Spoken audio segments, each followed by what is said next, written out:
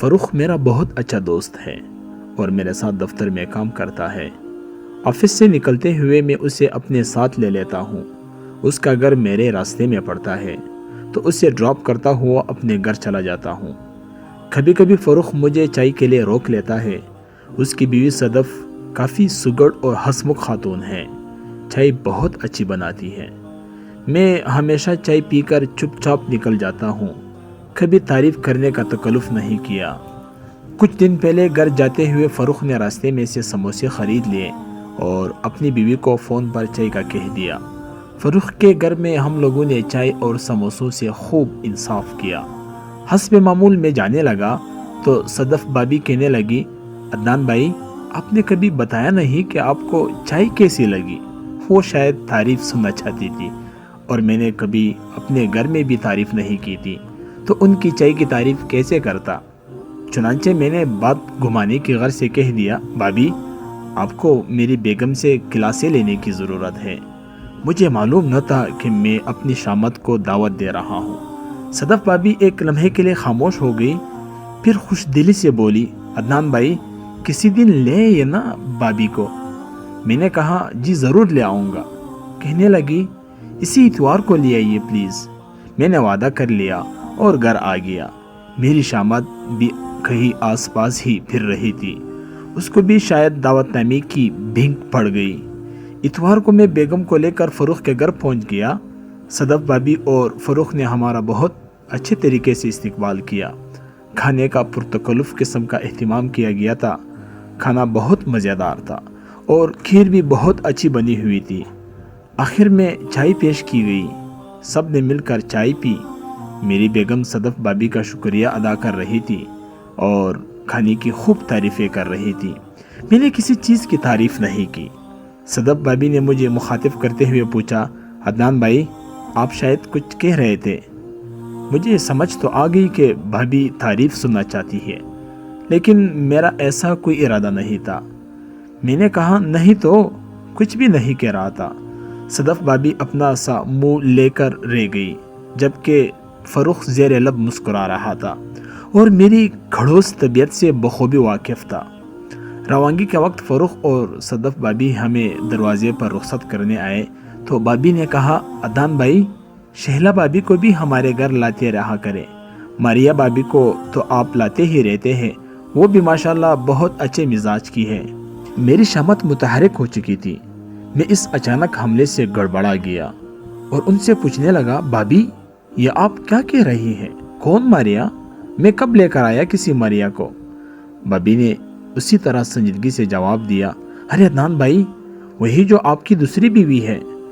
میں نے پھر سے ان کی بات کو رد کرتے ہوئے کہا، بابی، آپ مذاق کر رہی ہیں نا؟ میری دوسری بیوی کہاں سے آ گئی؟ دوسری بیوی کے ذکر پر ایک بار تو دل میں لڈو پھوٹنے لگے تھے، لیکن یہ موقع انجوائے کرنے کا نہیں تھا، جان بچانے کا تھا۔ میری شامت میرا منہ چڑھا رہی تھی۔ میں نے اپنی بیگم کی طرف دیکھا تو وہ بھی میری طرف ہی دیکھ رہی تھی، لیکن غصے سے۔ اس کی آنکھوں میں دکھ اور بے یقینی کے سائے صاف دیکھے جا سکتے تھے۔ میں نے اب زور دے کر کہا، صدف بابی، میری کوئی دوسری بیوی نہیں ہے، آپ کو ضرور کوئی غلط فہمی ہوئی ہے۔ صدف بابی جلدی سے بولی، ہاں عدنان بھائی، مجھے لگتا ہے مجھے غلط فہمی ہی ہوئی ہے، وہ عورت آپ کی بیوی نہیں ہے۔ اتنے میں بیگم پاؤں پٹکتی ہوئی دروازے سے باہر نکل گئی۔ مجھے بھی اس کے پیچھے دوڑنا پڑا۔ میرے پہنچتے پہنچتے وہ سڑک پر رکشے کو بلانے کا اشارہ کر چکی تھی۔ میں نے بڑی مشکل سے بیگم کو گاڑی میں بٹھایا اور اس شامت زدہ ماحول سے نکل پڑا۔ شامت نے ابھی بھی میرا پیچھا نہیں چھوڑا تھا۔ میں نے بیگم سے کہا، بیگم، وہ اصل میں بیگم نے مجھے بیچ میں ہی ٹھوک دیا، عدنان، میں نے کوئی بات نہیں سنی، مجھے بس امی کے گھر چھوڑ دو۔ بیگم کے تیور دے کر میرے 14 طبق روشن ہو گئے۔ میں نے اپنی صفائی میں بات کرنے کی کوشش کی تو بیگم نے کچھ بھی سننے سے انکار کر دیا اور مجھے حکم دیا کہ گاڑی اس کے میکے کی طرف موڑ دوں۔ میں نے کہا کہ گھر جا کر تمہیں سب کلیئر کرتا ہوں، لیکن اس نے اپنے بھائی کا نمبر ملا کر اسے کہا کہ اگلے آدھے گھنٹے میں اسے لے جانے کے لیے ہمارے گھر پہنچے، اور یہ کہ وہ مجھ جیسے فراڈیے کے ساتھ مزید 1 منٹ بھی نہیں رہ سکتی۔ میری حالت کاٹو تو لہو نہیں والی ہو چکی تھی۔ میں نے گاڑی ایک طرف روک دی اور فروخ کا نمبر ملایا۔ کال ریسیو ہوتے ہی میں نے اسپیکر آن کر دیا اور فروخ سے کہا، یار فروخ، یہ بابی نے کیا نیا کھڑا پھیلا دیا ہے؟ اب تمہاری بابی روٹ کر میکے جانے لگی ہے۔ تم ذرا اپنی بیگم کو کہو کہ بات کلیئر کرے۔ میں نے اسپیکر آن کیا ہوا ہے۔ اتنے میں صدف بابی کی آواز گونجی، کہہ رہی تھی، شیلا بابی، میں تو اس بات پر حیران ہوں کہ آپ لوگوں کا 15 سال کا ساتھ ہے اور آپ عدنان بھائی کی بات پر اعتبار نہیں کر رہے، جبکہ میری آپ سے آج ہی پہلی ملاقات ہوئی ہے اور میری بات پر آپ یقین کر بیٹھی ہیں۔ حد کرتی ہے ویسے آپ بھی۔ بیگم بولی، تو آپ نے خود ہی کہا تھا عدنان دوسری بیوی کو لے کر آتے ہیں۔ صدف بابی بولی، اچھا تو میں نے کہا وہ آپ نے یقین کر لیا؟ بابی خود سوچے، جو بندہ چائے کی تعریف نہیں کر سکتا وہ دوسری شادی خاک کرے گا۔ بیگم نے کہا، بابی میں کچھ سمجھی نہیں۔ صدف بابی نے پھر پوری تفصیل بتائی اور کہا کہ کچھ دن پہلے عدنان بھائی مجھے آپ سے کلاسیں لینے کا مشورہ دے رہے تھے اور اس وقت آپ سے اپنی کلاس لگوا رہے ہیں۔ انہیں کہیں چائے پی کر تعریف کرنے کی عادت ڈالے، ورنہ اسی طرح کی کلاسیں لگتی رہیں گی۔ پھر دونوں خواتین نے ہنستے ہوئے فون بند کر دیا۔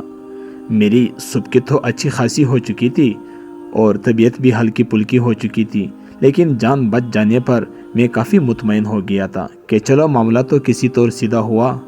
ایک بات تو مجھے سمجھ آ گئی تھی کہ زندگی میں کبھی کسی خاتون سے پنگا نہیں لینا چاہیے اور ان کے پکائے ہوئے قانون کی تعریف کرنے میں بھی کنجوسی سے کام نہیں لینا چاہیے۔ اسی میں عافیت ہے۔